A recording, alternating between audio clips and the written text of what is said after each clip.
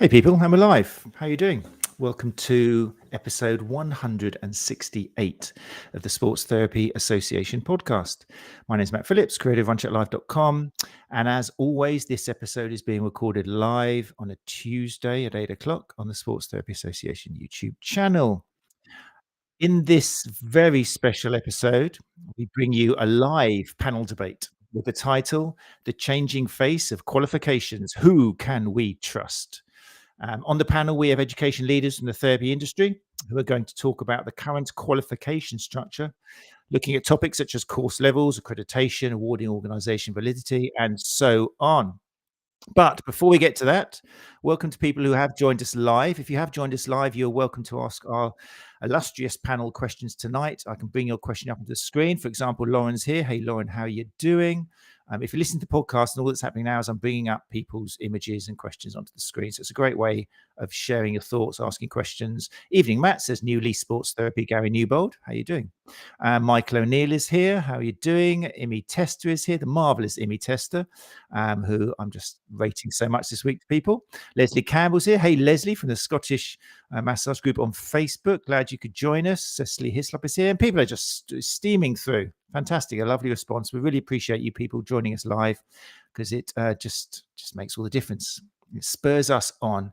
And before we do bring up the panel for tonight, I just want to say thank you to last week's guest, who is the wonderful Lucy Gillbanks, who, as part of our lead up to Therapy Expo, Lucy Gillbanks is an ex-international athlete and published researcher of relative energy deficiency in sport, RED-S.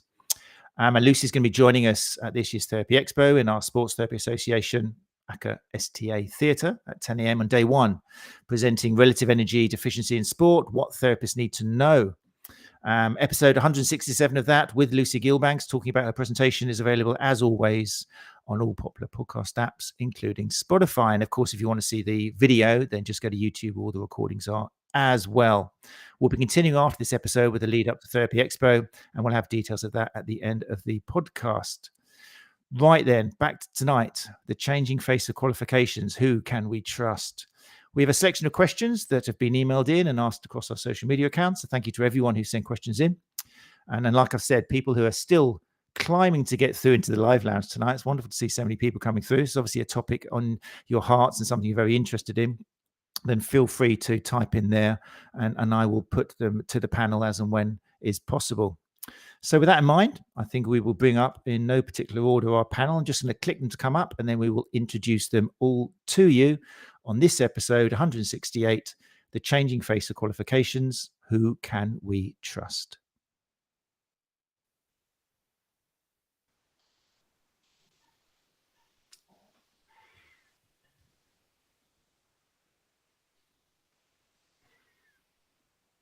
Okay, how are we doing? Am I getting everyone up here?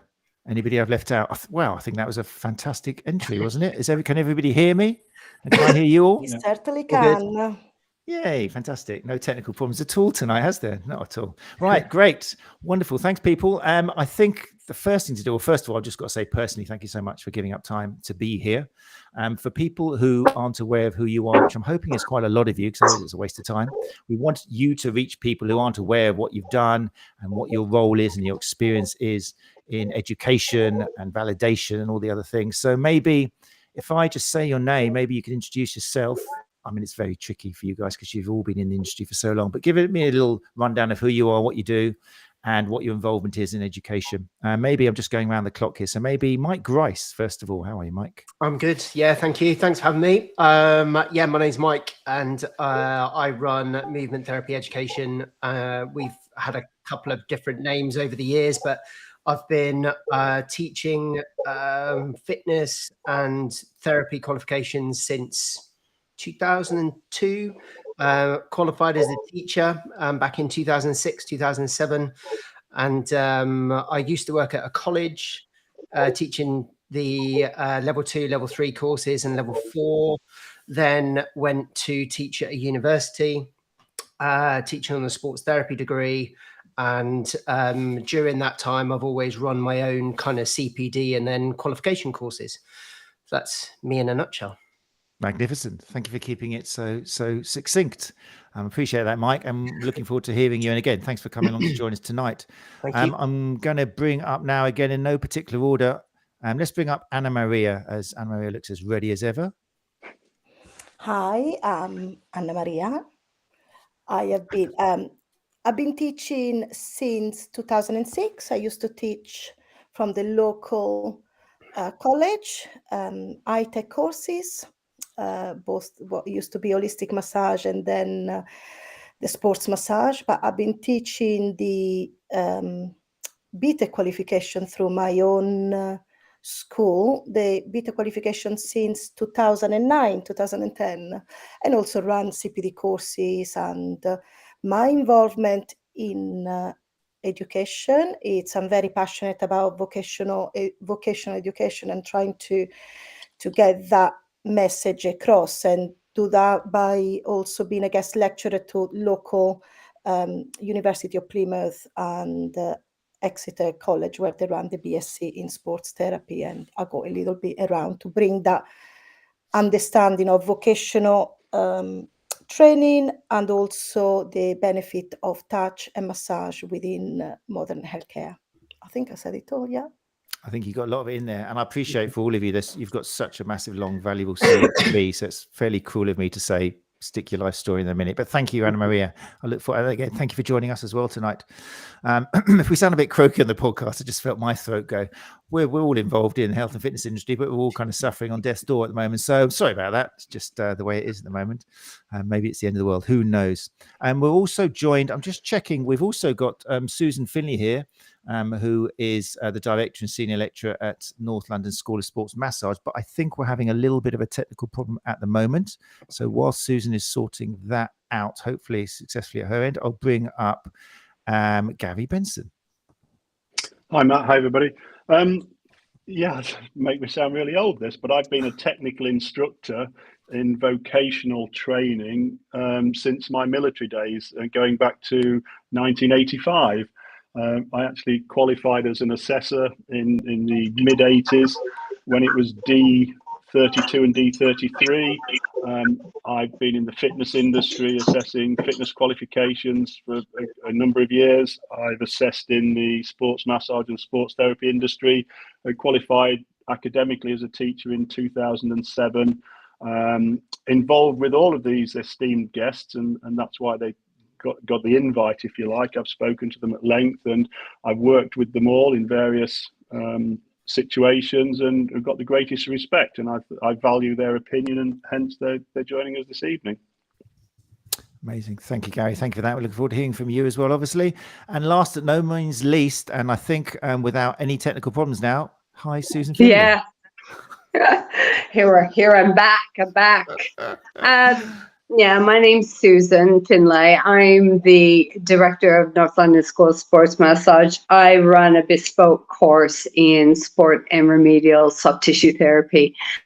I've been in the business about 25 years, I guess. I've written courses, worked with a number of accrediting bodies. I sit on the General Council of Massage Therapies, where we kind of work together with a variety of accrediting bodies and professional associations to develop the various qualifications and what the NOS, what putting it all together, what they mean, what's required, what makes a good course. Yeah.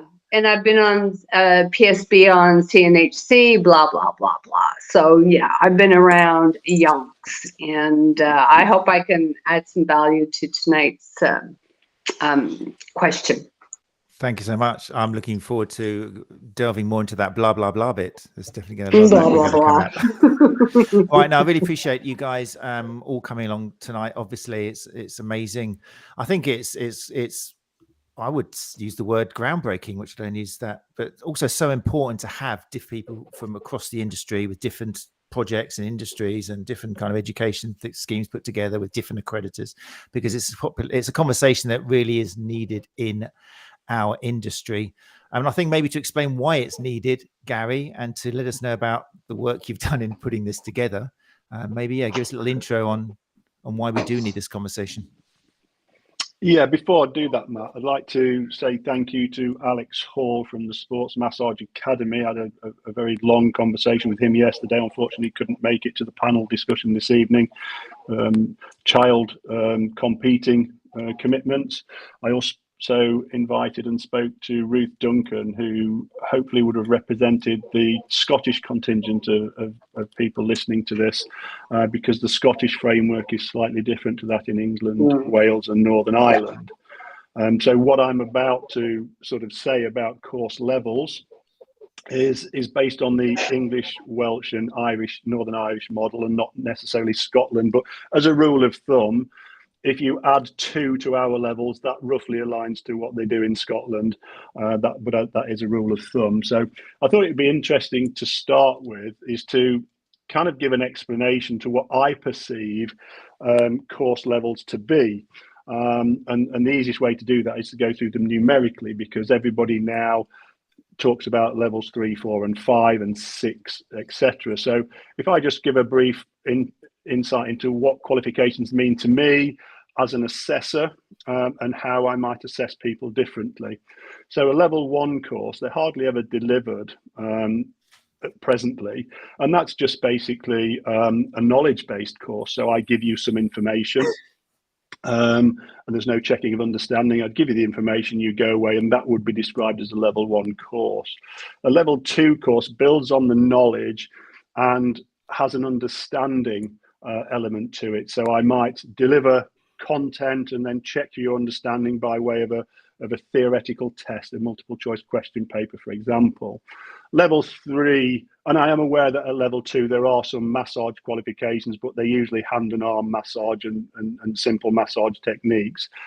But level 3 is where we come in, and that's our current entry level. And this is what I hope to get to the bottom of this evening and in follow-up sessions.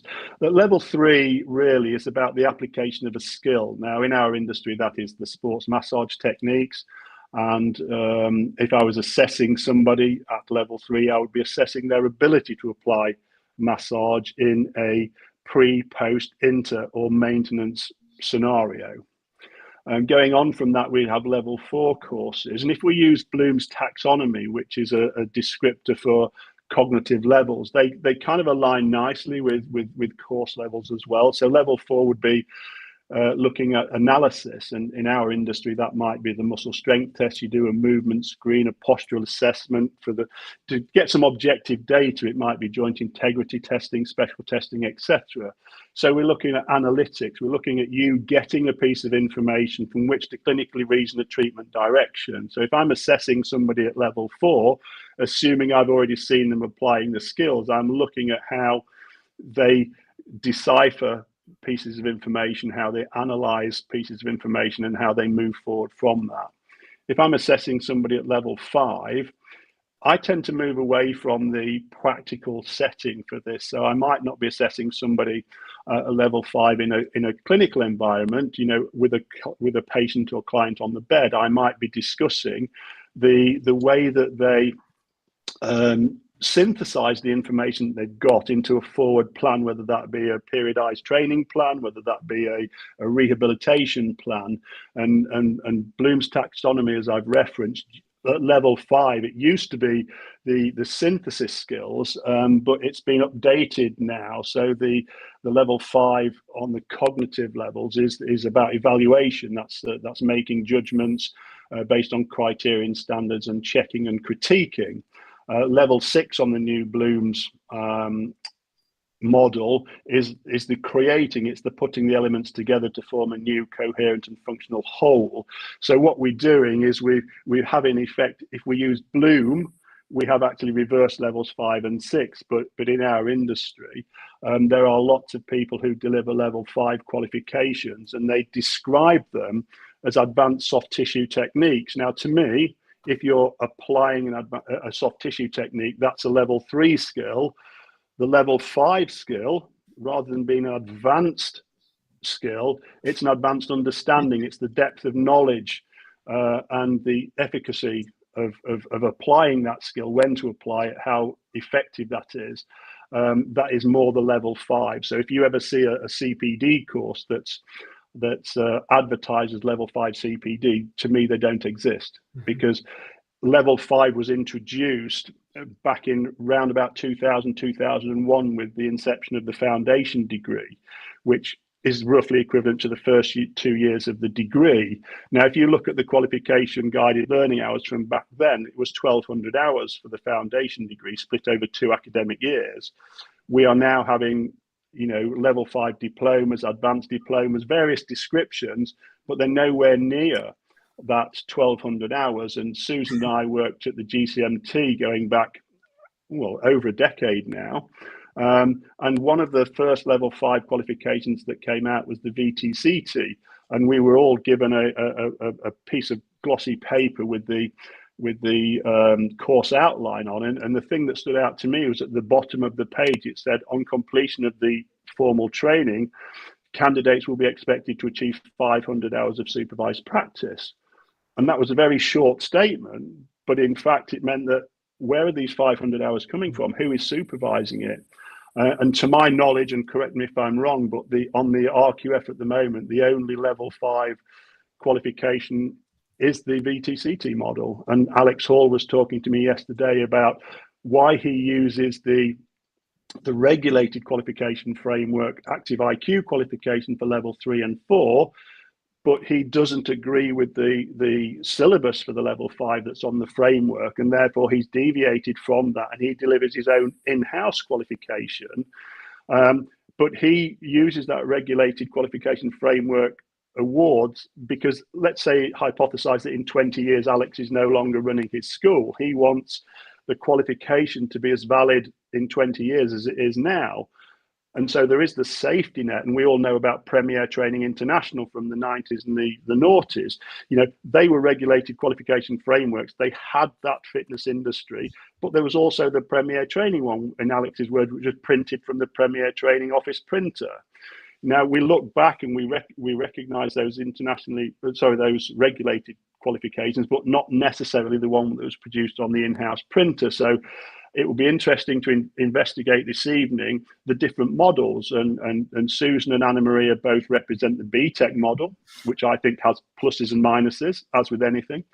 And Mike's more independent. He's moved away from the regulated qualifications that he used to deliver in the fitness industry, and he's looking now really for a different model. So hopefully that's given an insight into what my view on qualifications is, and I'd be interested in hearing other people's opinions.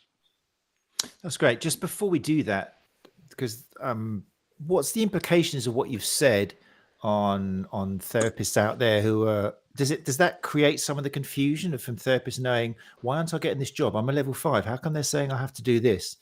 Is this kind of difference in what is a level 5 part of the reason for confusion and despondency amongst therapists? Well, I mean, if we're honest, and those of you who know me well will know I'm very uncomfortable with commercialism and the commercial way that our industry is driven. But I understand that people who are educators need to make money, so their schools are still here to deliver these qualifications. But, if we go back to 2007, 2008, when the discussions around changing the qualification structure were first sort of around us, there was the awarding bodies had, a level 3 award. Well, it wasn't a level 3, it was a certificate or a diploma. And in my opinion, what happened was that when they introduced the level 4, they watered down the level 3 to such an extent it became unfit for the purpose it was designed for. Mm-hmm. I'm not saying it was a good or a bad course, but it wasn't what the industry wanted, if you like. Now, level 5 was then introduced thereafter.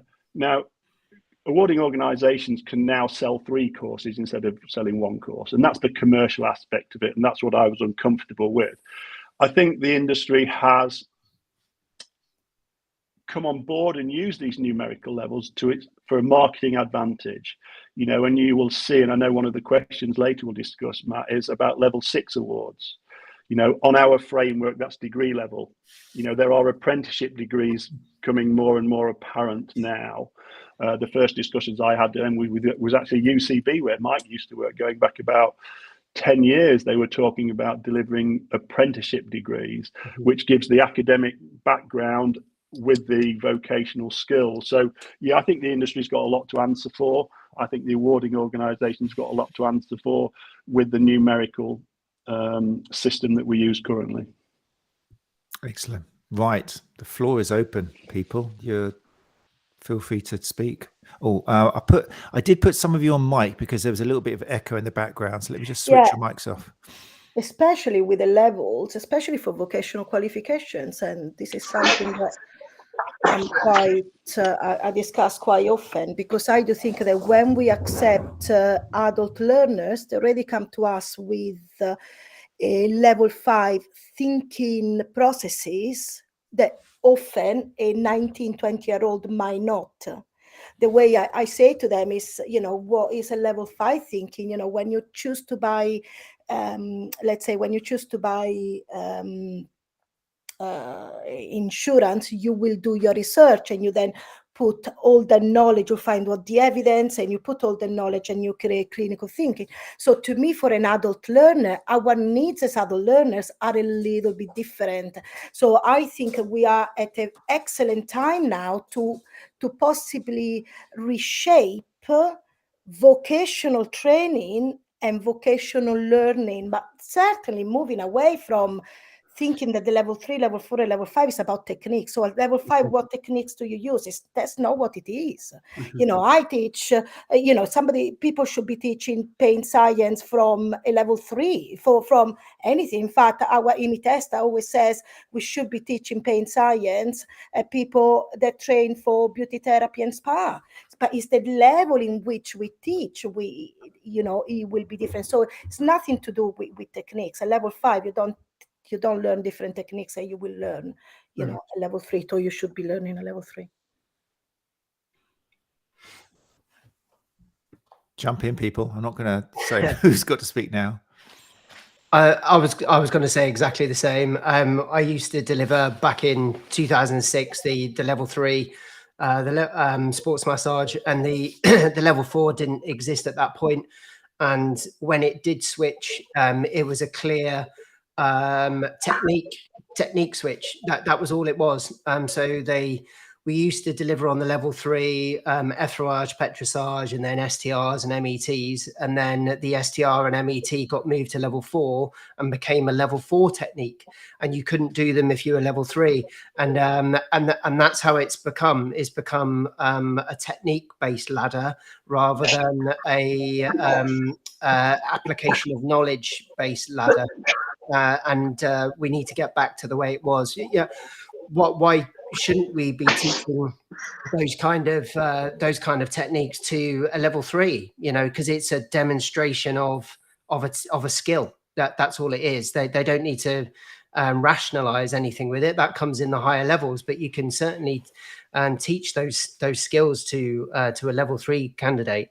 And that's where the marketing has come in, and where people then feel that they have to go through level 3, level 4, level 5, and jump through all the hoops. And then on your question, Matt, about not getting jobs, I saw a question in the group earlier, and I think the problem there is with a football club, even at lower level football clubs. The soft tissue therapy course at level 5 doesn't gear you up for working pitchside with athletes. Not for injuries and assessments on the pitch side. That's not what that course is for, but that's what the degree course is. So with the Society of Sports Therapists, you can only, at Premier League level, if you want to work pitch side at the moment, it's I know Gary's been fighting it, but you have to do a BSc. And the BSc is geared towards working pitch side, and they do very little soft tissue work. So there's all these disparities within the qualifications, and we don't fully understand it ourselves. So it's really hard when a football club is after a sports therapist who do they choose? They have no idea what's included on the courses. So it's a bit of a mess. And it needs clearing up. Just before Susan comes in, can I just address a couple of those points? And I know we were going to address these a little bit later on, but if you look at the scope of practice of the current level 3, and I'm talking about insurability, it's pre-post inter-event and maintenance massage, and I will add in commas, with no remedial intent. Okay, level 4 is the remedial intent. So those skills that might identified, they are still being delivered to, if you went to a university to do an osteopathy degree or a physio degree or a sports science or sports coaching, there are level 3s being delivered, which is a 15-year-old qualification on the 𝐼Tech framework, which only teaches remedial skills. It's a short course.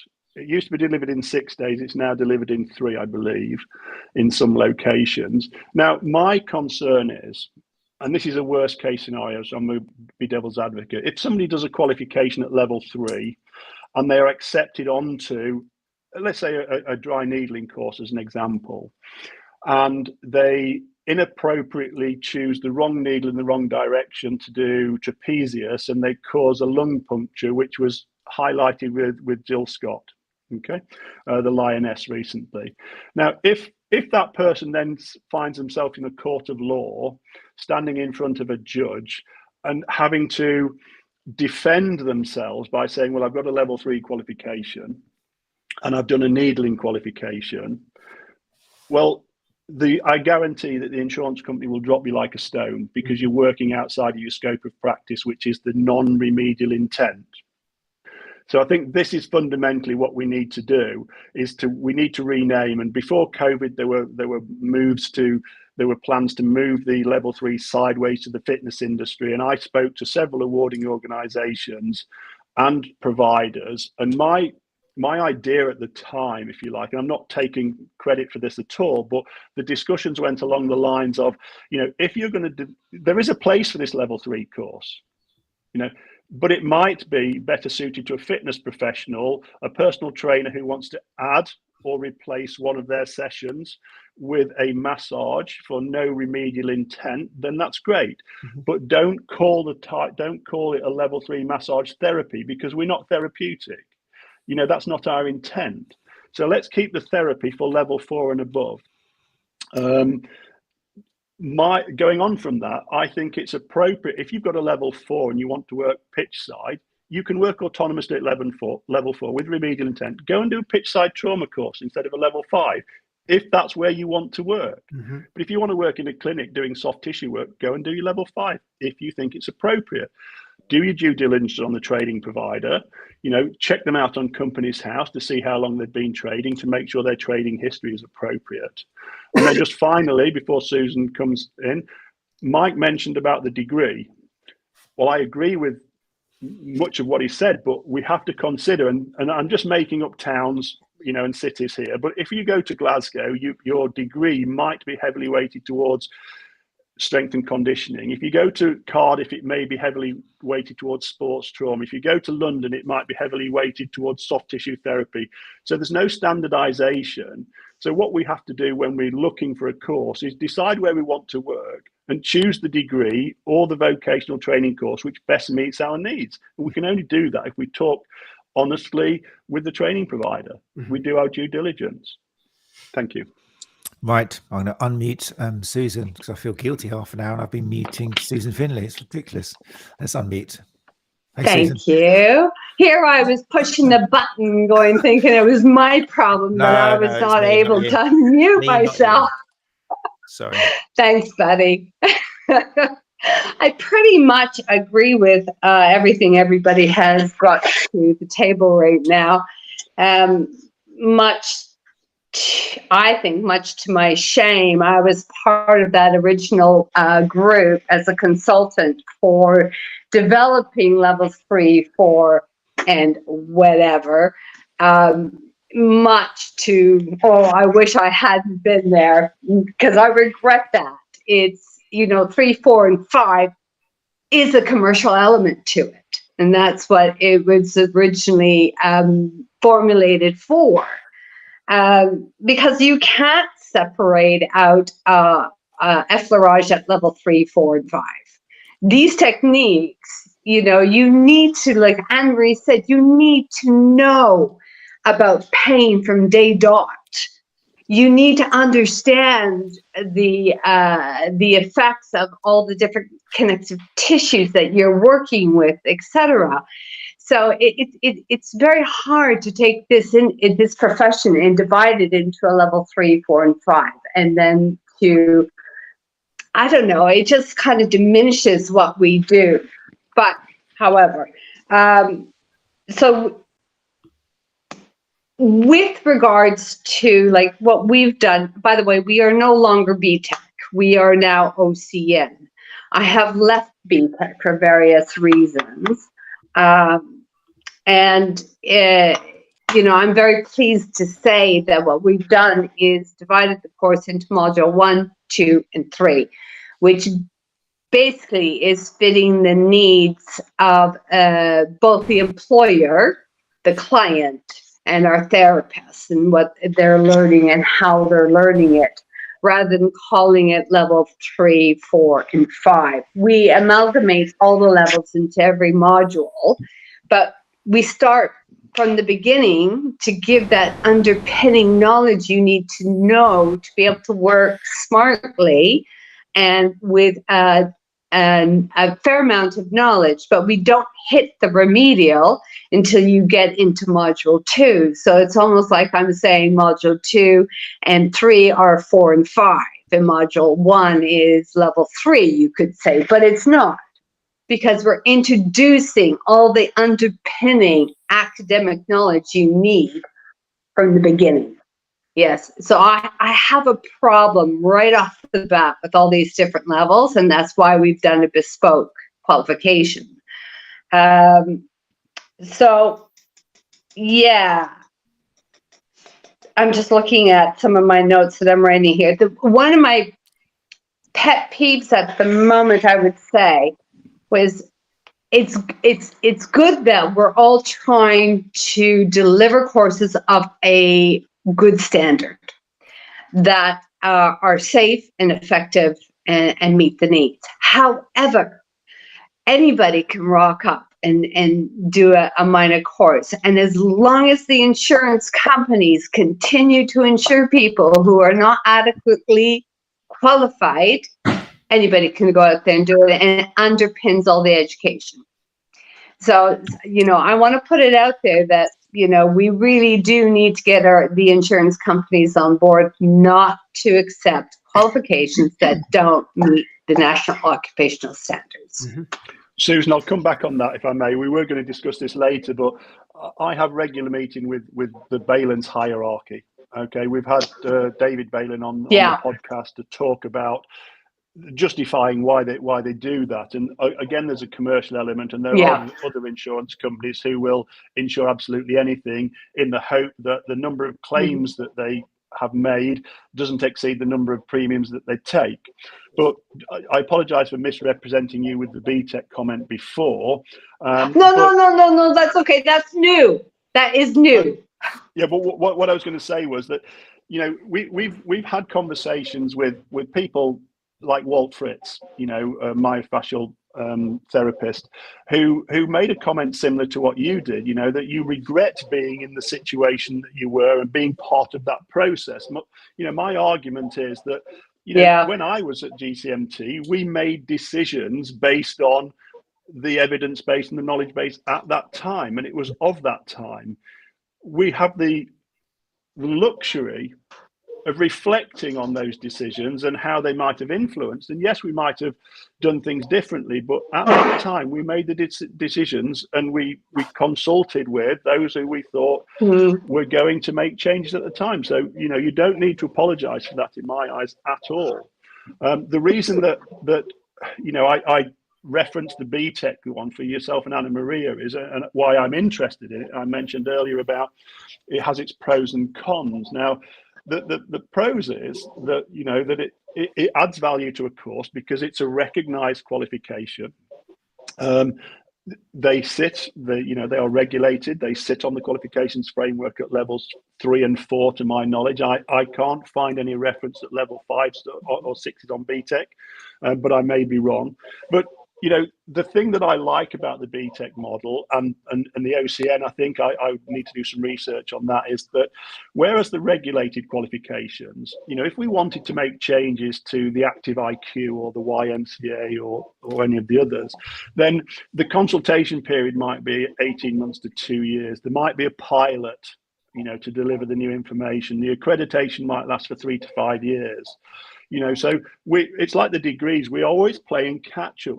And there's a reticence to move as the evidence base changes with the regulated qualifications, which in my opinion are designed commercially to deliver in further education colleges to a mass marketplace, knowing that the vast majority of people who achieve them won't work in the industry. So that's a fundamental flaw. But what I like about the BTEC is that you can move with the evidence, as the evidence informs us. That's the pro to it. The con to it is Matt and we could meet tomorrow morning for coffee. We could design a course about hairdressing. We could go to BTEC and we could say we want this to be at level 5. We could hire a hairdressing instructor and an assessor, prove competency for 12 months or whatever their timescale is, and have direct claim status. So that by this time next year, Matt and I could be running a hairdressing school. I don't think it's got the external validity checks that are appropriate for our industry, even though we are relatively low risk in this industry.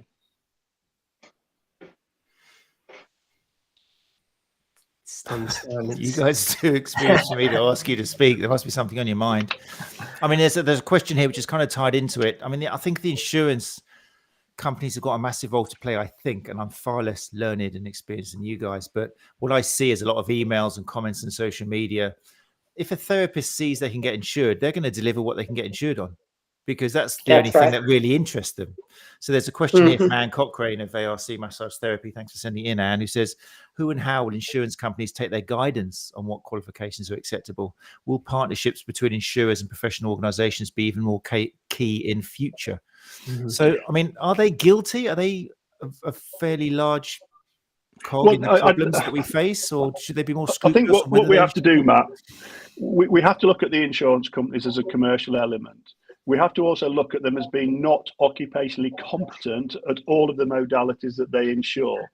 So it's really important, and my conversations with the managers at Ɓayle's are to make sure that they've got my opinion, because I founded the STA, I've negotiated the STA affinity scheme, and it's categorical in that it won't insure level 3 massage therapists with the new qualification, not necessarily the old one, to do remedial techniques.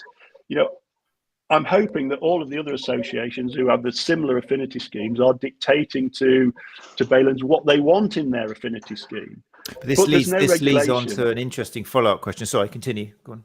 Yeah, there's no regulation. So, I put on my website the courses I won't accept. The distance learning college, for example, you can do it's an information repository with outdated information. You can do 10 assignments and you can have a sports injury diploma. Okay. Now, they say it's insurable. Well, it is, because they've got their own insurance company. So it's a conflict of interest. If I'm delivering a course, I'm assessing the course, I'm awarding the award, I'm representing people in the industry, and I'm providing them with the insurance, where is the safety checks? It's a complete conflict of interest. I, as the leader of the STA, feel strongly that I shouldn't be in education, because all I do is provide membership support. I don't want to sell courses. I'm not interested in the financial gain from doing that. I'm independent, and I can wholeheartedly, if anybody rings me up, I can recommend the panel members, as respected training providers. And I can do that ethically and morally without feeling any guilt, because I'm not profiting from that. Some people profit from their recommendations. So a follow-on question that leads from that from Anne, and I'll open this up to the rest of the floor once I just get this one out, is we've all kind of gone, the insurers need to pay more attention to the associations and organizations, and the communication needs to be better. Should I be granting people the permission to do this? But then Anne Cochrane follows up with, do you think it's possible? Because for that to happen, we all need to, all the associations and organizations need to be kind of giving the same message. Otherwise, the insurer will just go to the organization that says, yeah, definitely insure, they'll be fine. So is it possible that we can achieve standards across the industry, across professional organizations? Because Anne points out, and I think it's quite a valid point, she says, if I remember correctly, even trying to align around COVID guidance was a big challenge. So has that demonstrated it's not as easy to give the same message? Over to you, Susan. Yeah, definitely. Go for it. Yeah. That was one of the reasons for the formation of GCMT, the General Council of Massage Therapies. We have about 19 PAs sitting around the table. And my goodness, having that many around the table, I mean, I can't believe we have that many PAs in such a small industry in some ways.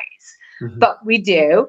And this is part of what they do, is they all get together, write code of conduct, what the levels, qualifications should be, etc., and the standards in which all these courses should meet. And it's trying to disseminate out there that this is what the courses should have a minimum of, to be able to deliver that meets those national occupational standards. And so, I agree with you. It's got to come across the board. Everybody's got to be talking from the same, quote, hymn sheet. Otherwise, there is going to be that sort of budding of, commercialism coming into that. And I must admit, and Gary is, he's had history of this, but I do find that there should be a real separation of various parties, PAs and schools, etc. They should not be knitted and close together. I agree with Gary. I object to any organization having multiples, or they have their own insurance, their own PA, their own school, etc., because they're going to be biased. I think what this question, Matt, really needs its own show, and I think what we need to do is, and I'm going to speak to colleagues from the industry and try and get a similar panel discussion based on representation and regulation, because as I've mentioned, we're not a regulated industry. Susan mentioned there are 19 PAs. There's obviously 20 because I'm not at the GCMT for my reasons, which Susan knows. Yeah. There's more. Yeah, but FHT's not there. Yeah. But yeah. But you don't have to join an association. So even though there are 20 plus associations, okay, there are probably 100,000 therapists who are not members of an association. They can all get insurance, and they will not be governed or regulated in its soft form by their professional association. So they don't have to do CPD. They don't have to keep up with evidence base or evidence information. They don't have to adhere to a code of conduct. And the sorry thing is that if one of my members, breaks our code of conduct, the only option that I have available to me is to revoke membership. I'm not able to tell the GCMT that this person's not fit to practice because they've done this, that, or the other. So we can't send an industry-wide message, So if they are forced to leave the STA or any of the other organisations, they can go to somebody else, and they can get the same level of accreditation. I'll just come back on Gemma's question there. Why do we have different organisations and associations? Why can't they collaborate? Well, we have them, and I'm guilty of starting the STA because I was unhappy with the way that I was represented, and I thought that the STA could be a better support network and a better community of like-minded people. And instead of being commercially driven of how we can get more money from our members and do less for them, it's about how cheap can we make our membership, but still provide a really robust support network where I am fully accountable to the membership. Anna Maria, you had your hand up. Get in there. Go on. Oh, hold on. Let me take your mute button off. 3, 2, 1. Vale. Thank you. Just going to go back to a couple of points about conflict of interest. Until we do have a centrally regulated system, I do not think it's actually, until we have a centrally regulated system, I think, I don't see a big problem having like somebody with their own qualification and running their own professional association, because actually bias can happen and conflict of interest can happen. This is not the problem. The problem is when we do not keep them under control. So if the system is organized really, really well, you can actually have the tool. The problem is there is no a baseline for good organizations. So if you look how businesses in general are run, you can have those conflicts. You can have, as long as you declare those conflict of interest, as long as there are other members on the board of the qualification of the professional association that keeps those conflict of interests at bay. And I think that is quite important. So I do not see a big problem in terms of education and business being together. In fact, sometimes I do think it's a good thing, because actually we can be driven, sometimes you can be driven also by, financial can sometimes drive, and financials are not necessarily unethical. So that's something that I was really, really keen to get in. The other thing that I think it's quite important to, it comes back a little bit to what Gary said at the beginning, and something that I want to pick up on. It's about the division between remedial. Gary said about remedial. Sorry.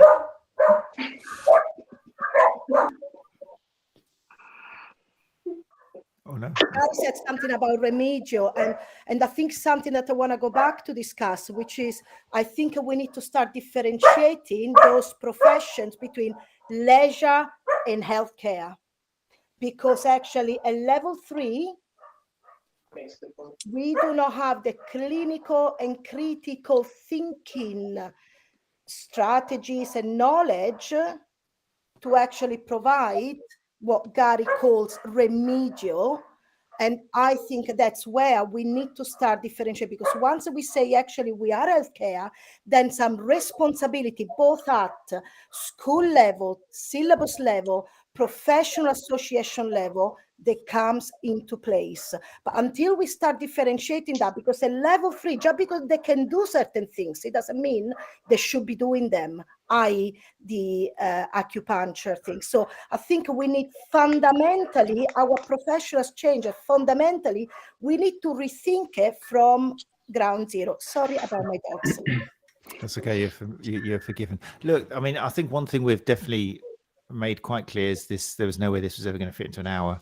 But I do want to make sure that we address some of the questions, because the people in the live lounge are the real therapists who, just the same as we should listen to our clients and what they want, and that's part of kind of evidence-informed practice, we should be listening as well to the people in here who are asking us questions. So there's lots more we could say, but I just want to address some of the questions in here. I mean, Tracy Marsh is the question that needs to be answered. I'll bring it up on the screen. How do you know how good a course is?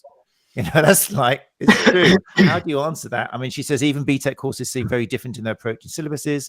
How do we know how up-to-date course content is going to be, e.g. looking in EBP?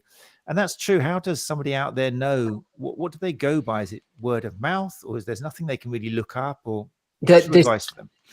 This is something that's really affected my company being independent, because I can't see that. Because it's accreditation is seen as the as a commercial kind of entity, really, to help push a course. So if it's accredited, it must be good, and that's really tough as an independent, because we get that rammed down our throats, like, well, you're not accredited, why should I do your course? And we follow exactly the same NOS. We've got exactly the same quality control procedures, because I've done it before when I used to teach for other organizations, and I've set up my company so that we follow all exactly the same thing. I can't come out of it right now. The bit that's different is our content delivery, and what we've been able to do, because we are independent, is quickly change the qualification so that it meets the needs of the sports therapist now. I am. Someone Just trying going to meet some people there. There we go. Yeah. So and that was one of the reasons I left teaching accredited courses, because I wasn't able to pivot that quickly. And the worksheets that my learners had to do through accredited qualifications and some of the practical exams that they had to do, they were completely out of date. And I was saying this to the awarding organisation, and there was nothing I could do, because that was the assessment, and I had to assess based on the assessment criteria. So that's why I moved away. But then that is then used as a bit of a stick, because the accreditation is seen as this gold standard, when sometimes it is, and sometimes you get some excellent courses that are accredited. Sometimes you get some really poor courses that are accredited, and then the same is true for independent courses as well. Sometimes you've got some really good ones, and sometimes you've got some really poor ones. So it's really, really tough. I think in terms of how do you know and what do you do, I think you need to speak to the organisations. That's what I would do, and have a real good do your research, have a chat with lots of different people, and then decide on the kind of course that you want to go and where you see yourself, and is that going to bridge that gap to get you there. So it's we've had a number of other training organisations that are accredited who have belittled our course because it's not, and yeah, I'm obviously not going to say who, but yeah, it's been a real challenge being independent. I guess I know it doesn't help you or your business whatsoever, and I must feel ridiculous saying it, but there's a little bit of flattery there if they feel they need to be belittling you.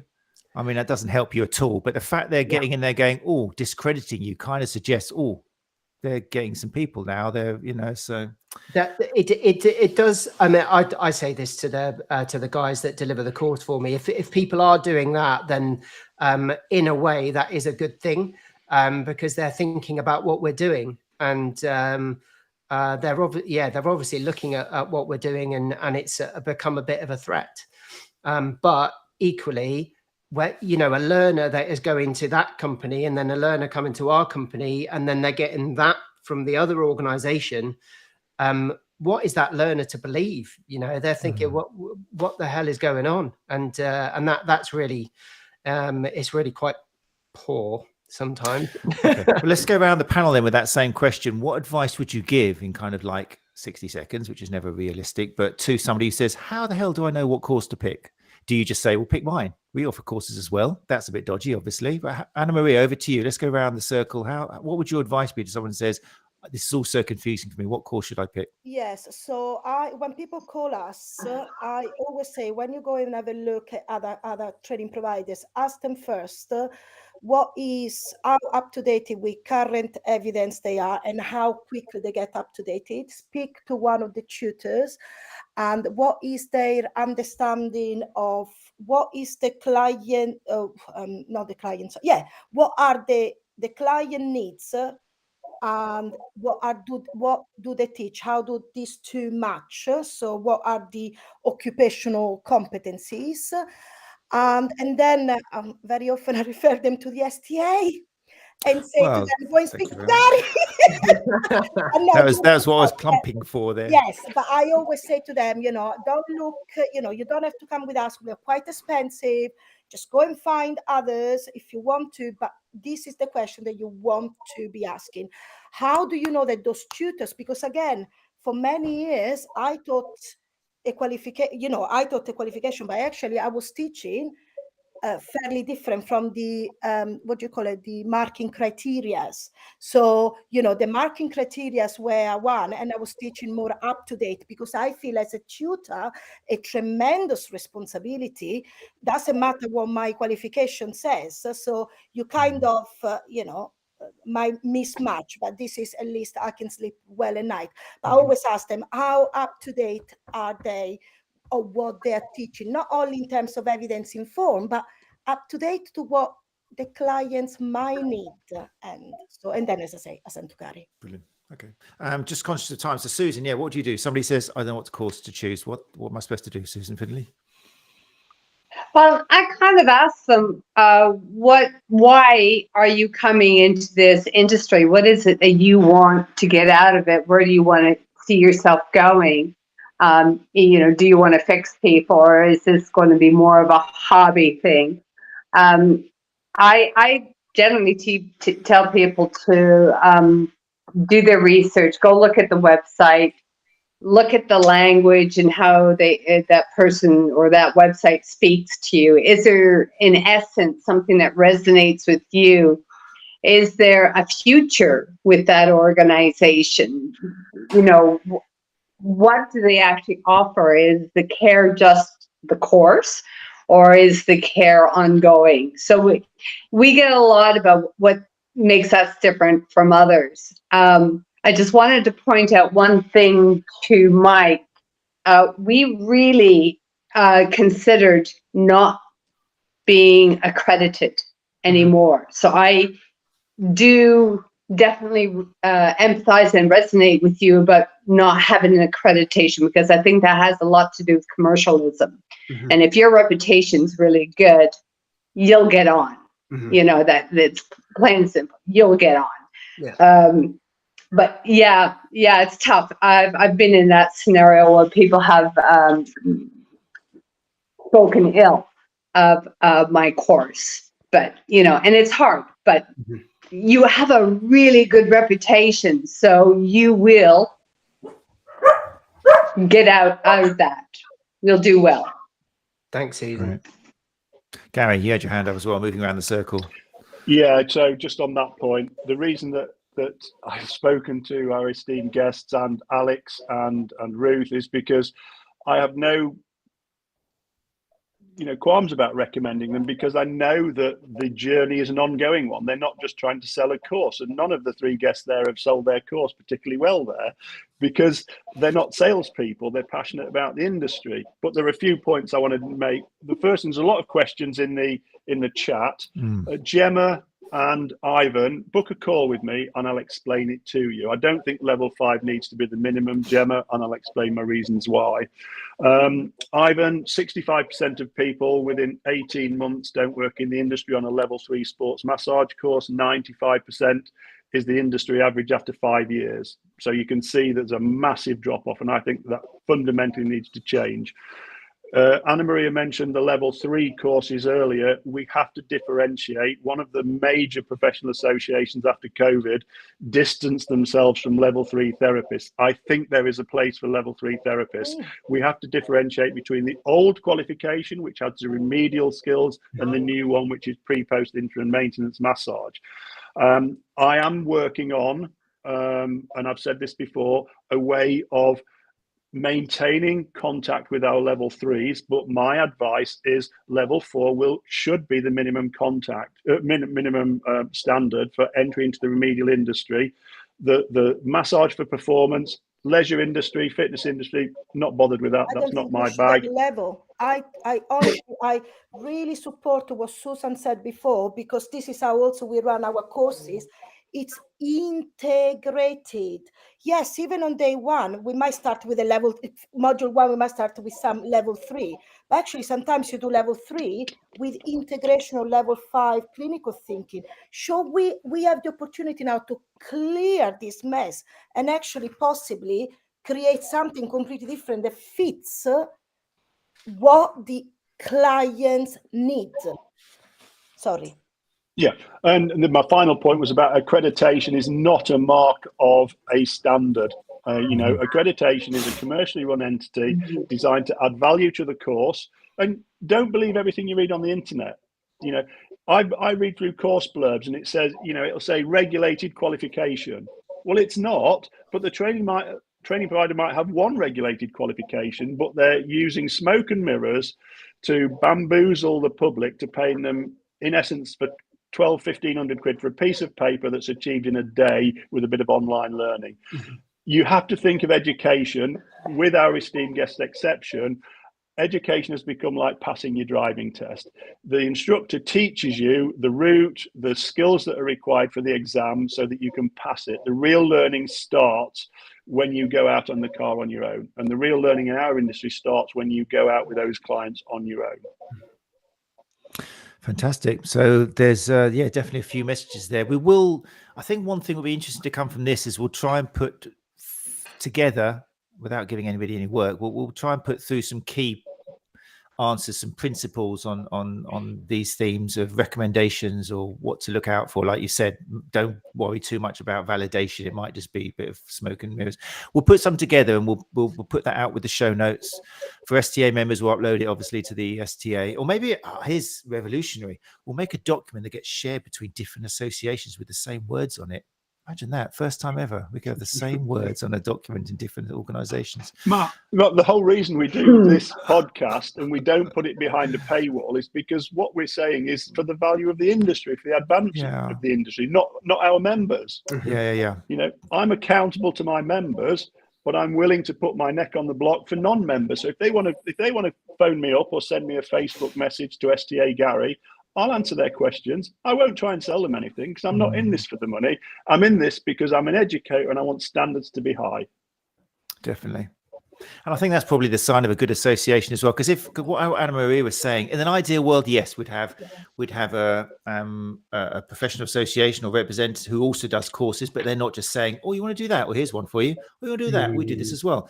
In an ideal world, we'd have people, you know, like everyone who's on this panel, who could have the integrity and to do that and to say, well, to tell you the truth, my course might not be the one for you from what you've told me, like Susan was saying. Like the patient, isn't it? Ask them enough questions and they'll tell you what course they need. It's exactly the same sort of thing. But so that might be one of the things that goes on the list. If you ask a question, they tell you straight away, this is the course for you. And they haven't really asked you about you, your goals. Where are you working by yourself? Are you with a team? Where do you see yourself in 5 years? What have you done before? You know, it's the same as telling a client when they walk in, oh, it's because your shoulder's one higher than the other, without asking them how they're sleeping, what their diet's like, have they got periods, all these questions.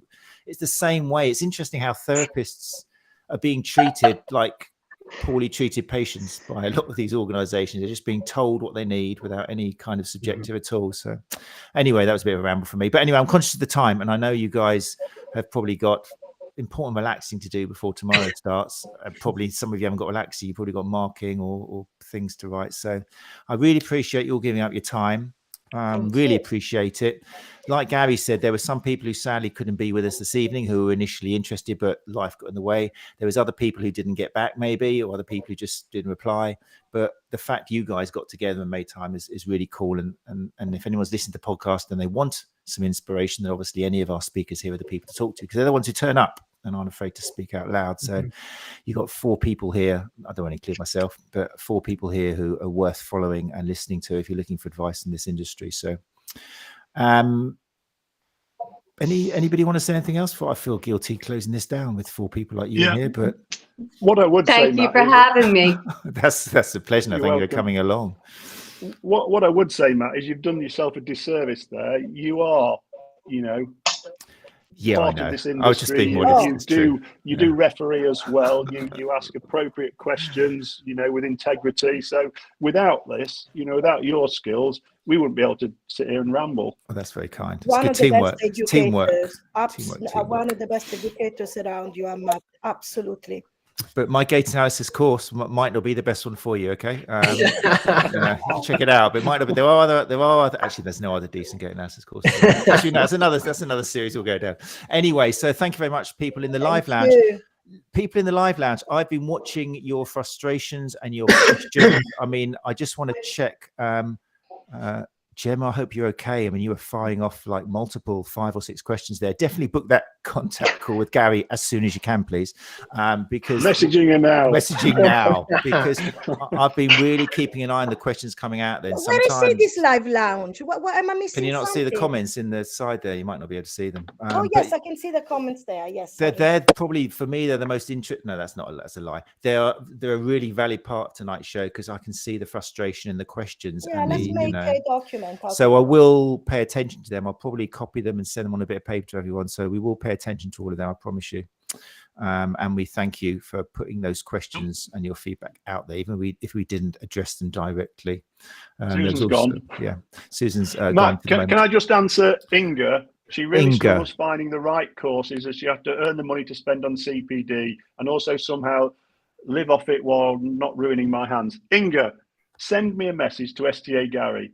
STA membership at 60 quid includes all your CPD. You don't have to spend money on going on courses if you don't want to. Well, actually, every now and again, you can. The problem that we are having, and I say that the problem we're having, that is exactly what Mike was saying before. So people are joining those corporate courses, online courses, because it's cheaper. Mm-hmm. We are the one who actually are doing the really hard work. Yeah. And we are businesses. And to us, one extra students make a difference. So anybody that just, even if you make put a review or, one of the CPD helps us, because actually, yes, we are businesses. God forbid we earn money to eat. So God forbid we earn money to eat. Well, obviously, that's beautiful. Anna Maria, I love it. Anna Maria, I'm putting you a food parcel in the post. Yeah. There will be a link in the show notes for feed Anna Maria. I'm joking. It's I'm seeing that so much now that people just buy those online courses. And I know. Yeah. And you think, oh my God. And then we have to undo the people that calls me, they come to me. And sometimes I kid you not, they choke me because oh my God, you spend so much unnecessary money. And you haven't got even the basic skills to be able to cater for a client. I mean, those people, to me, it's criminal. To me, it's absolutely criminal. Absolutely criminal. But anyway, yeah. Definitely. And we didn't even touch on FOMO, which I think is a big thing as well, that fear of missing out. The other person's done it down the road, I've got to do it, and sometimes, what irritates me most of all, we've got to shut down soon, is where you see these courses and they've got so many likes. And I'm sure they invent half of the comments on these Facebook. It was an amazing course. Thank you so much. I've learned so much. All my runners have never got injuries anymore. I'm sure they just make these up with something. Somebody just said, it's horrendous. Join the course, and I am on on a waiting list on the second course. So they're running 3 or 4 a year, and all of them are fully booked. And I thought, I must be doing something really wrong, something really wrong. But most of my therapists, I'm still in practice. So anyway, people, as you see, our guests really need to get away tonight. But no, thank you very much for all coming in. Just before we do shut down, you guys don't go away, just so I can thank you properly in about 30 seconds. But everyone who joined us at the live lounge, thank you again. Really appreciate it. All your comments. And there will be a part 2. There's bound to be. You try keeping these people off the screen. It'd be impossible. We've got so much more to tell you and help you and support you with. But next week in episode 169, which is going to be recorded live on Sports Therapy Association YouTube channel, we return to our countdown to Therapy Expo 2023. And we'll be bringing you speakers who are not just in the STA theatre, but in the other theatres as well. So next week, talking about great educators, my guest will be Angela Jackson will be back, who will be starting off day 2 of Therapy Expo for us at 9-10 a.m. with her presentation, How to Integrate Neurocognitive Approaches into a Rehabilitation Setting. If you don't know about Angie Jackson, you can look up previous episodes on the podcast. A magnificent educator, particularly if you're working with either female athletes or young athletes. Brilliant. Just check her out. She'll be with us next week. So if this is the podcast and you want to join live, hang out in the live lounge, mix, ask questions, then all you got to do is go along to Sports Therapy Association YouTube channel and join us there. That's it. Once again, thanks to our speakers on the panel tonight. Thanks everyone for listening. And look out for each other. Take care of each other. Good night.